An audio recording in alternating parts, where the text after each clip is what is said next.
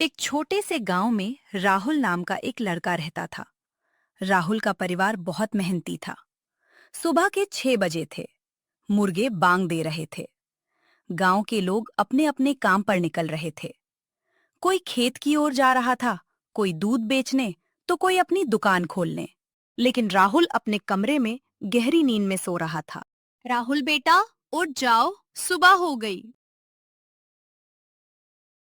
राहुल माँ, थोड़ा और सोने दो ना। बेटा, सूरज निकल आया है। बस 5 मिनट। अब सुबह के 8 बजे थे। पिता खेत जाने के लिए तैयार खड़े थे। सीमा, राहुल उठा क्या? नहीं जी, अभी तक सो रहा है। पिता राहुल के कमरे में जाते हैं। राहुल, कब तक सोते रहोगे? पिताजी, आज बहुत नींद आ रही है। तुम्हें रोज ही नींद आती है। आज आखिरी बार। कल से जल्दी उठूंगा। ये बात मैं पिछले 2 साल से सुन रहा हूँ। राहुल आखिरकार उठकर आता है। माँ पराठे बना रही होती है। हाथ मुंह धो लो। पहले नाश्ता दे दो। पहले हाथ मुंह धो। राहुल आलस से उठता है। धीरे धीरे जाकर हाथ धोता है। वापस आकर बैठ जाता है। माँ, खाना यहीं दे दो। माँ खाना परोस देती है। उधर पिता जल्दी जल्दी खेत के लिए निकलते हैं। देखो राहुल, आज थोड़ा खेत पर आ जाना। देखूंगा। नाश्ते के बाद राहुल गांव में घूमने निकलता है। रास्ते में उसका दोस्त सोनू मिलता है।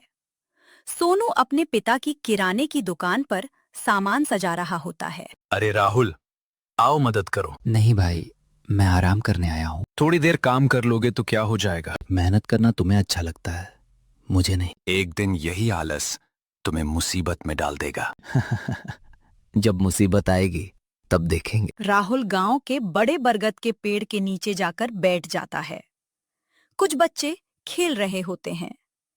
राहुल, खेलने आओ। नहीं यार, तुम तो बस बैठे रहते हो। राहुल मोबाइल निकालकर वीडियो देखने लगता है। तभी एक बुजुर्ग दादाजी वहां से गुजरते हैं। बेटा, इतनी छोटी उम्र में इतना आलस ठीक नहीं। दादाजी, अभी तो पूरी जिंदगी पड़ी है काम करने के लिए। यही सोच इंसान को पीछे छोड़ देती है। लेकिन राहुल उनकी बात अनसुनी कर देता है। दोपहर को राहुल घर लौटता है। अचानक घर का पंखा बंद हो जाता है। अरे, पंखा खराब हो गया। राहुल बेटा, बिजली वाले रमेश को बुला लाओ। अभी जाता हूँ। लेकिन वह चारपाई पर लेट जाता है। मोबाइल चलाने लगता है। धीरे धीरे उसकी आंख लग जाती है। शाम हो जाती है। गर्मी बहुत बढ़ जाती है। माँ हाथ से पंखा झल रही होती है। राहुल, बिजली वाला आया। राहुल घबरा जाता है। उसे याद आता है कि वह तो गया ही नहीं। माँ, मैं भूल गया। बेटा, एक छोटा सा काम भी नहीं कर पाए। माँ, बहुत गर्मी लग रही है। माँ उसे हाथ से हवा करने लगती है। राहुल पहली बार थोड़ा शर्मिंदा महसूस करता है। रात को पिता खेत से लौटते हैं। वे बहुत थके हुए होते हैं। आज खेत में बहुत काम था। माँ सारी बात बता देती है। राहुल बिजली वाले को बुलाना भी भूल गया। बेटा, जिम्मेदारी निभाना सीखो। इतनी सी बात के लिए परेशान क्यों हो रहे हैं? छोटी छोटी जिम्मेदारियां ही बड़े इंसान बनाती हैं। राहुल को ये बात अच्छी नहीं लगती। अगले दिन फिर वही कहानी। राहुल देर तक सोता रहता है। उधर पिता खेत के लिए निकलते हैं। आज खेत में पानी छोड़ना बहुत जरूरी होता है। राहुल, मैं बाजार जा रहा हूँ। दोपहर में खेत का पानी खोल देना। हाँ पिताजी, चिंता मत करो। लेकिन उसके मन में कोई गंभीरता नहीं होती। दोपहर में राहुल फिर सो जाता है। शाम तक खेत में पानी नहीं पहुंचता। फसल मुरझाने लगती है। जब पिता लौटते हैं तो यह देखकर हैरान रह जाते हैं। राहुल, तुमने पानी छोड़ा था? राहुल चुप हो जाता है। मतलब तुम भूल गए? पिता की आंखों में निराशा साफ दिखाई देती है। राहुल की आलस अब सिर्फ उसकी आदत नहीं रही थी। उसकी वजह से पूरे परिवार का नुकसान होने वाला था। खेत में पानी न पहुंचने की वजह से फसल का एक हिस्सा सूखने लगा था। मोहन बहुत परेशान थे। रात को अचानक उनकी तबीयत और बिगड़ गई। उन्हें तेज बुखार आ गया। अरे, ये क्या हो गया? पिताजी, आपको इतना बुखार? शायद ज्यादा मेहनत की वजह से। माँ घबराकर गांव के वैद्य को बुलाने चाहती है। राहुल पहली बार डर जाता है। कुछ देर बाद वैद्य जी आते हैं।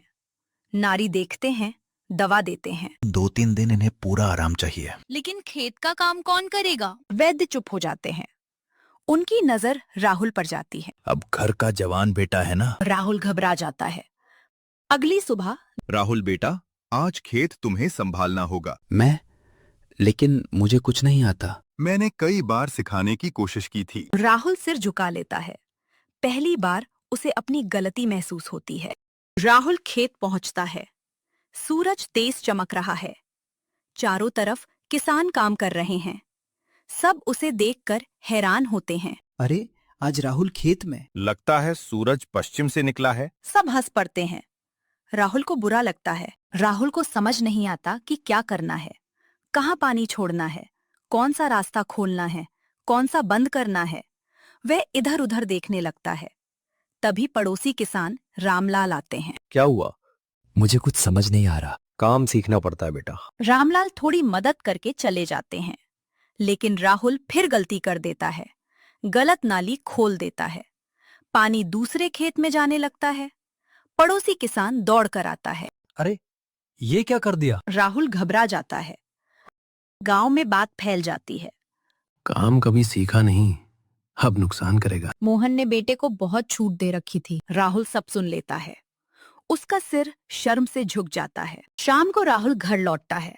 बहुत थका हुआ होता है। कैसा रहा दिन? बहुत मुश्किल था। तुम्हारे पिताजी यही काम रोज करते हैं। राहुल चुप हो जाता है। रात को राहुल अपने कमरे में बैठा होता है।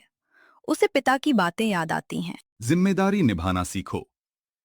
आलस इंसान को पीछे छोड़ देता है। उसे याद आता है कि उसने कितनी बार सबकी बातें अनसुनी की थीं। अगले दिन सोनू उससे मिलने आता है। कैसे हो? बहुत मुश्किल है यार।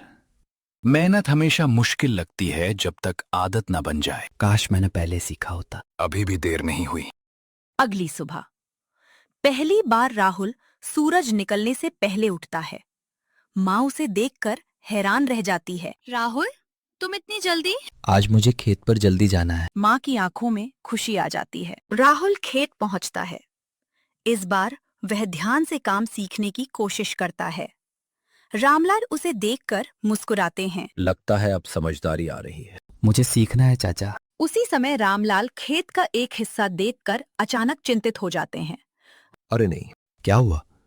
फसल में बीमारी लग गई है। राहुल के पैरों तले जमीन खिसक जाती है। अगर बीमारी फैल गई तो पूरी फसल बर्बाद हो सकती है। रामलाल चाचा की बात सुनकर राहुल घबरा गया। चाचा, अब क्या होगा? अगर जल्दी इलाज नहीं किया तो पूरी फसल खराब हो जाएगी। राहुल तुरंत घर भागता है। राहुल सारी बात अपने पिता को बताता है। मोहन बिस्तर पर लेटे हुए थे। डरने से कुछ नहीं होगा बेटा।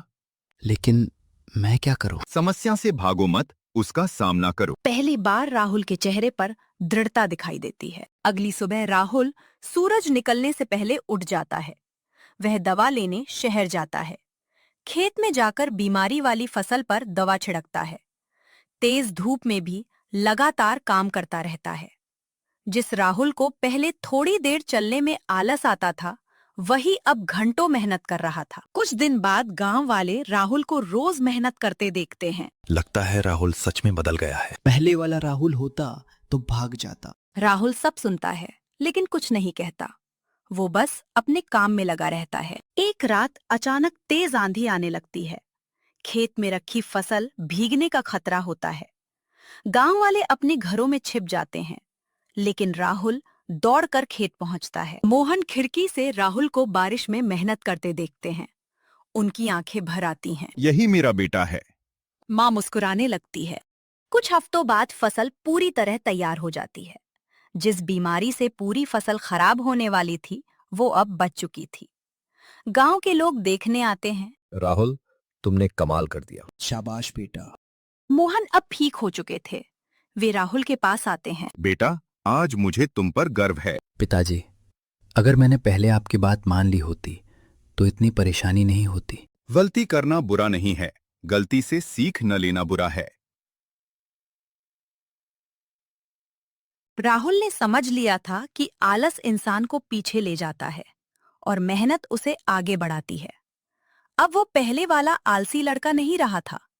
वो एक जिम्मेदार और मेहनती इंसान बन चुका था। आलस कुछ समय का आराम देता है, लेकिन मेहनत पूरी जिंदगी की खुशी देती है।